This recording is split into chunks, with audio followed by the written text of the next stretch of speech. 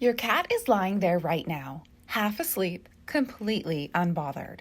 And you probably think you know what it is. A pet, a companion, something soft that knocks things off shelves. You don't. What you are sharing your home with is the product of 30 million years of relentless, merciless refinement. An organism so perfectly engineered that it survived ice ages, mass extinctions, the fall of empires, and a plague that killed a third of humanity. It conquered every continent except one. It sailed with every great navy in history. Ancient civilizations built gods in its image. And then it walked into your house and fell asleep on your laundry. This is the story of what your cat actually is. It begins 30 million years ago in the dense forests of what is now Europe and Asia. The animal was called purring, meaning before the cat. Scientists consider it the first true cat. It was small, maybe 6 or 7 pounds, built low to the ground, retractable claws, forward-facing eyes, teeth designed specifically for flesh. It was not the apex predator of its time.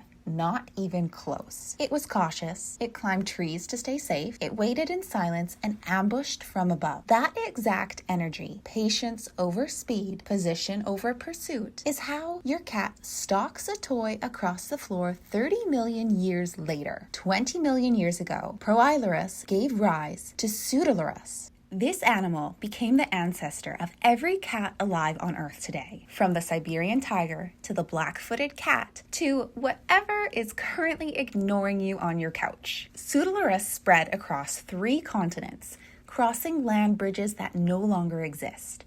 It diversified. It adapted.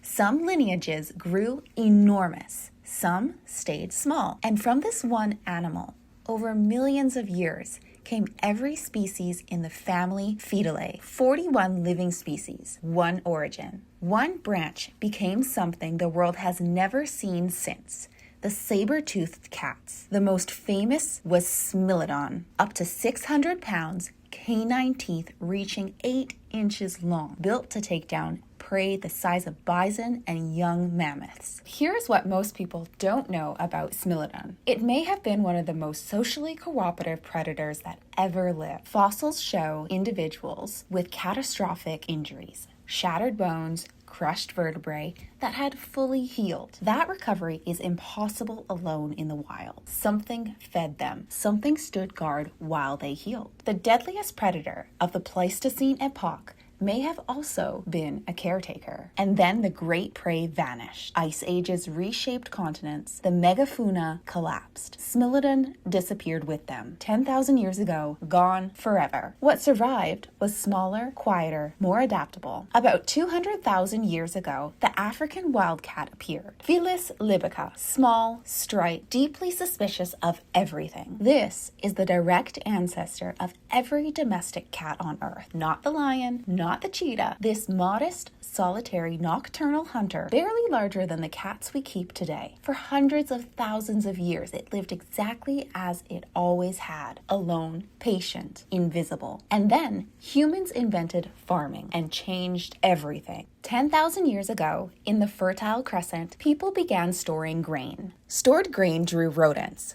Rodents drew wildcats. The wildcats that could tolerate being near humans got reliable food. They stayed, they thrived.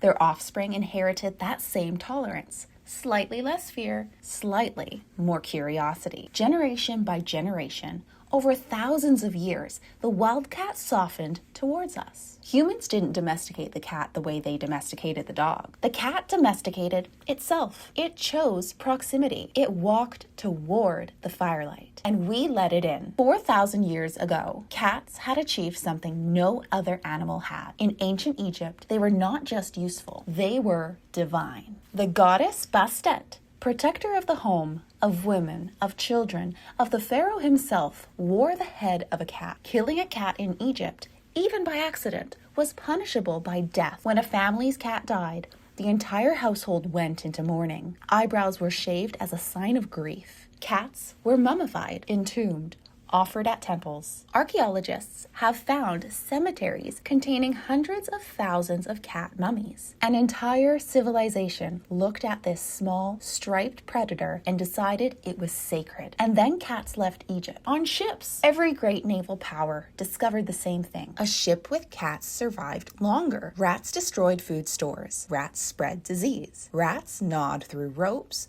through timber, through everything. Cats solved the problem. So they were brought aboard, first by the Egyptians, then the Phoenicians, then the Romans, then everyone. Ancient Egypt to Rome, Rome to Britain, Britain to the Americas, Arabia to India to Japan. Every continent except Antarctica. Every culture that ever rigged a sail. Genetic studies now confirm it. You can map the movement of ancient human civilizations by tracking the DNA of their cats. They didn't spread across the world because humans carried them. They spread because they were indispensable. But history is not a straight line. In medieval Europe, a cat fell suddenly and brutally. The church, in certain periods, linked black cats to witchcraft and the devil. Across the continent, cats were persecuted, killed in mass numbers. And then the Black Death arrived, the plague, carried by fleas living on rats, killed between 30 and 60% of Europe's entire population. Historians note the catastrophic irony. The animal best equipped to control the rat population had been systematically eliminated. The cat survived. It always survives. Because the cat body is not an accident. It is the result of 30 million years of one single pressure, kill or be killed. What that pressure produced is extraordinary. Eyes with a tapetum lucidum, a reflective layer behind the retina that bounces light back through the eye a second time. In near total darkness, they see. That glow you see at night is not eerie. It is engineering. Ears that rotate independently 180 degrees each, triangulating the precise origin of a sound. They hear frequencies up to 65,000 hertz. The upper limit for humans is 20,000. The rustle of a mouse beneath 2 feet of snow, a bird landing on a branch 40 meters away. Your cat hears it. Their whiskers, vibrancy, are rooted 3 times deeper than ordinary hair and wired directly into the nervous system. They detect shifts in air pressure. They measure openings before the body commits to entering them. They are not hairs, they are sensors. The claws retract not out of politeness, but to preserve the edge. A blunted claw is a failed hunt. So when they are not needed, they are sheathed, protected, ready. And the spine, 30 vertebrae with extraordinary flexibility between each one. When a cat falls, the righting reflex activates in milliseconds. The spine rotates in 2 independent sections, front, then back. Limbs extend. Impact is absorbed. They land. NASA engineers have studied the mechanism as a model for orientation in zero gravity. And sleep 12 to 16 hours a day. Not laziness,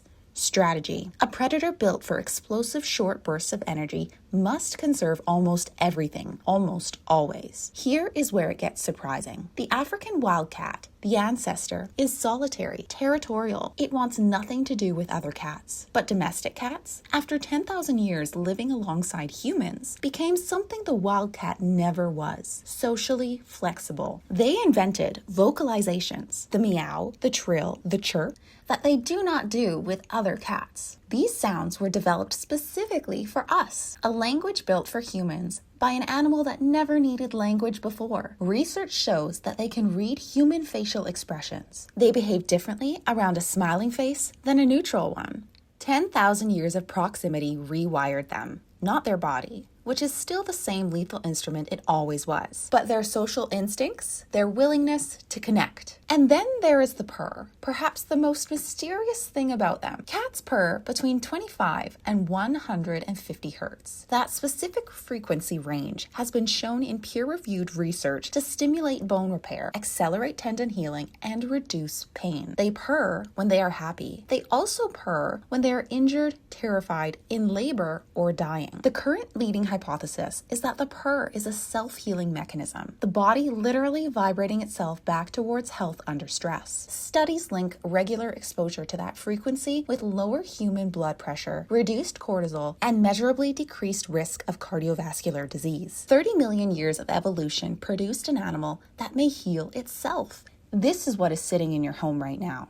A 30 million year survivor, of ice ages, of extinctions, of plagues, of every force that has ever reshaped this planet. An animal that has conquered the world aboard wooden ships. Ancient civilizations worshipped, that medieval Europe feared, that outlasted both. An animal so precisely built that its way of falling is studied by space agencies. And it chose us.